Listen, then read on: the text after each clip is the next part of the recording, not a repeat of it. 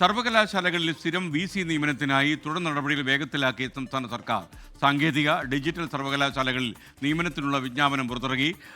Supreme കോടതി നിർദ്ദേശപ്രകാരമാണ് ഈ നടപടി ഉണ്ടായിരിക്കുന്നത്. ഉമേഷ് ബാലകൃഷ്ണൻ തിരുവനന്തപുരത്ത് അപ്ഡേറ്റ് ചെയ്യും ഈ വാർത്ത. ഉമേഷ് പറയൂ. Good morning. Good morning S K. എന്തായാലും നടപടിക്രമങ്ങൾ വേഗത്തിലാക്കിയിരിക്കുകയാണ്. ഇന്നലെയാണ് ഉന്നത വിദ്യാഭ്യാസ വകുപ്പ് ഈ നോട്ടിഫിക്കേഷൻ പുറത്തിറക്കിയിരിക്കുന്നത്. സാധാരണ സർവകലാശാലകൾക്ക് രണ്ട് സർവകലാശാല ആണെങ്കിൽ രണ്ട് നോട്ടിഫിക്കേഷനാണ് ഇറക്കേണ്ടത്. പക്ഷേ സുപ്രീം കോടതി നിർദ്ദേശം അനുസരിച്ച് ഡിജിറ്റൽ സാങ്കേതിക സർവകലാശാല VC നിയമനവുമായി ബന്ധപ്പെട്ട് ഒരു ചെയർപേഴ്സൺ എന്ന നിലയിൽ സുപ്രീം കോടതി റിട്ടയർഡ് ജസ്റ്റിസിനെ തീരുമാനിക്കുകയും ചെയ്തത്. ഇതിന്റെ അടിസ്ഥാനത്തിൽ ഒരു നോട്ടിഫിക്കേഷനാണ് ഇറക്കിയിരിക്കുന്നത്.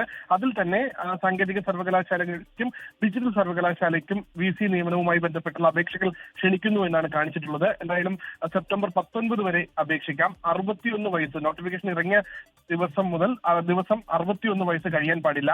10 വർഷം സർവകലാശാലകളിലോ കോളേജുകളിലോ പ്രൊഫസർ എന്ന പദവിയിൽ തുടരുന്ന ആളുകൾക്ക് ഇതുമായി ബന്ധപ്പെട്ട അപേക്ഷകൾ സമർപ്പിക്കാം. റിസർച്ച് ഓർഗനൈസേഷനുകളിലും പ്രൊഫസർ പദവിക്ക് തുല്യമായ പദവി വഹിക്കുന്നവർക്ക് ഇതിൽ ഈ VC പദവിയിലേക്ക് അപേക്ഷിക്കാം. എന്തായാലും ഈ സുപ്രീം കോടതി വിധിയും ഈ നോട്ടിഫിക്കേഷനിൽ കൃത്യമായി പറയുന്നുണ്ട്. സുപ്രീം കോടതി നിർദ്ദേശം അനുസരിച്ച് ചെയർപേഴ്സൺ റിട്ടയർഡ് ജസ്റ്റിസ് ആയിരിക്കുമെന്നും ഇതിന്റെ അപേക്ഷ ക്ഷണിക്കാനുള്ള നോഡൽ ഓഫീസർ ഉന്നത വിദ്യാഭ്യാസ വകുപ്പാണെന്നും അതുമായി ബന്ധപ്പെട്ട് സർക്കാരാണ് ഈ നിയമനവുമായി മുന്നോട്ട് പോകുന്നതെന്നും ഈ ഉത്തരവിൽ കൃത്യമായി സൂചിപ്പിക്കുന്നുണ്ട്. എന്തായാലും 2 മാസത്തിനകം ഈ നടപടിക്രമങ്ങൾ പൂർത്തിയാക്കേണ്ടതുണ്ട്. അതുമായി ബന്ധപ്പെട്ട് സർക്കാർ തുടർ നടപടികൾ വേഗത്തിലാക്കി. ചെയർപേഴ്സൺ കേരളത്തിലേക്ക് എത്തുന്നുണ്ട്. പക്ഷേ എന്ന് എത്തുമെന്നും തുടങ്ങിയ കാര്യങ്ങളൊന്നും ഇപ്പോഴും അപ്ഡേറ്റ് ചെയ്തിട്ടില്ല.